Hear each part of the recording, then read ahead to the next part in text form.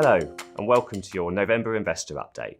I'm Paul Hillis, the Senior Wealth Manager here at Nutmeg. I'm joined today by our Director of Investment Strategy, Brad Holland. Hi Brad. Hi Paul. So Brad, while 2022 has so far been a turbulent year for investors, October seems to have brought some better financial market outcomes. Yes, that's right. The world's developed equity index rose for only the fourth month this year, and it was up an impressive 7.2% month on month. And the star performer was the US, and in particular US small companies, which rose just over 10%. Emerging markets fell again, though, as developments in China and the strong dollar weigh heavily on all emerging market assets.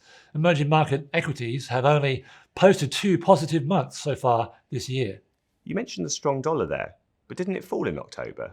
Well, yes, it did fall, mostly against the global trade-related currencies of the euro and the sterling.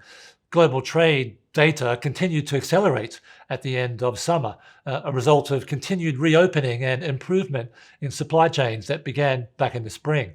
So economically, things are normalizing globally. However, I realize this might sound a strange thing to say when Russia continues to wage war on Ukraine and the Chinese economy still struggles. It's been this normalization, though, that has weighed so heavily on global bond markets this year. But in October, bond markets actually put in a positive performance. In total return terms, gilt rose 3%, only the second positive month so far this year. That seems odd, because much of the news in October related to adverse bond market conditions, right? Yes, that's right. October's positive month for bonds is down to 2 factors, really. First is the dramatic reversal in fortunes for Liz Truss's government, which we didn't see out the month. Adverse market reactions to her policies were somewhat reversed in October. And the second reason is that, bond markets outside the UK did better. And there was a pause, or a consolidation, if you like, in the tremendous 2022 bond bear market. A bear market caused by rapid rise in inflation and central bank policy normalization. So what can we expect the future policy environment to look like? Well, we need to keep our eye on monetary policy and energy policy. In terms of monetary policy, several central banks raised rates in October. In the UK, the Bank of England raised rates by 50 basis points, or that's 0.5%. And at the time of filming, this UK rate is expected still to rise by another 1.5% by the end of the year, taking it to 3.75%. Now, the US Central Bank, that's the Federal Reserve, didn't meet in October, but is likewise expected to raise its rate by 1.5% by the end of the year. The European Central Bank implemented a 75 basis point rise in October, at the end of October, and with another one of those expected by the end of December. So the race to normalise and head off inflation is still on. And while we think bond yields still have some room to rise, we don't think the dramatic events of 2022 are likely to be repeated. Now, we wrote a blog on this in mid-October, so you can check it out to see more of our view on that. Now, with regards to energy policy, it's worth pointing out that energy prices have actually fallen significantly. The UK gas prices are twice what they were at the start of the year, but less than half of where they were when they peaked in the summer. Now, this has been incredible volatility, and even petrol pump prices are 15% lower than their summer highs. So the policy crisis surrounding energy costs has become a lot less acute than it has been. Would you agree?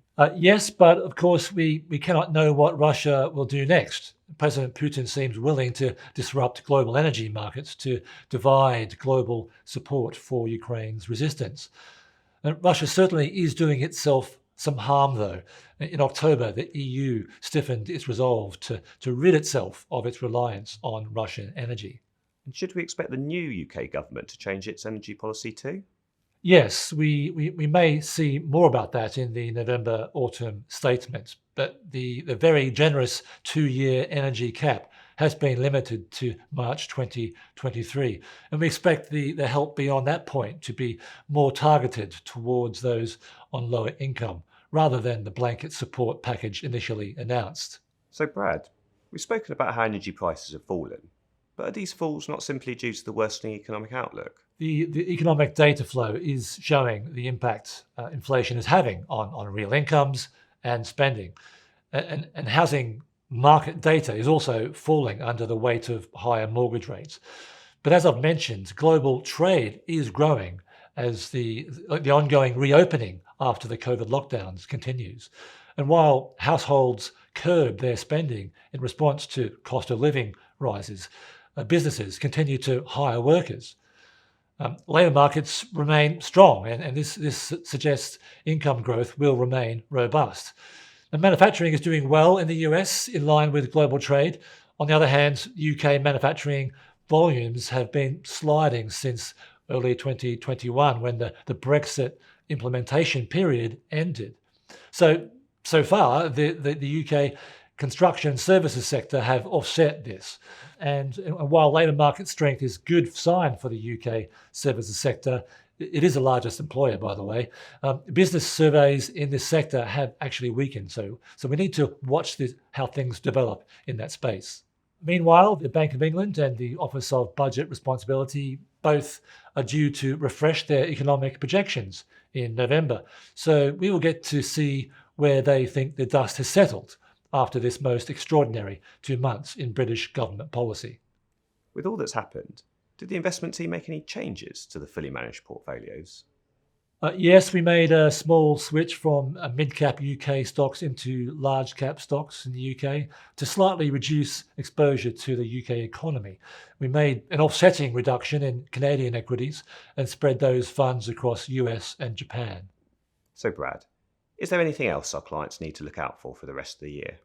Well, our clients entrust us with their investments so that, ideally, we do the worrying for them. We appreciate that it's been a tough year for investors, but investment should be about reaching long-term goals. Now, on our side, we will be keeping a close eye on the economic data, of course, especially for when we might expect a peak in inflation. There's always geopolitical risk, and we continue to monitor the Russian-Ukrainian conflict and how militant China may become over its position on Taiwan.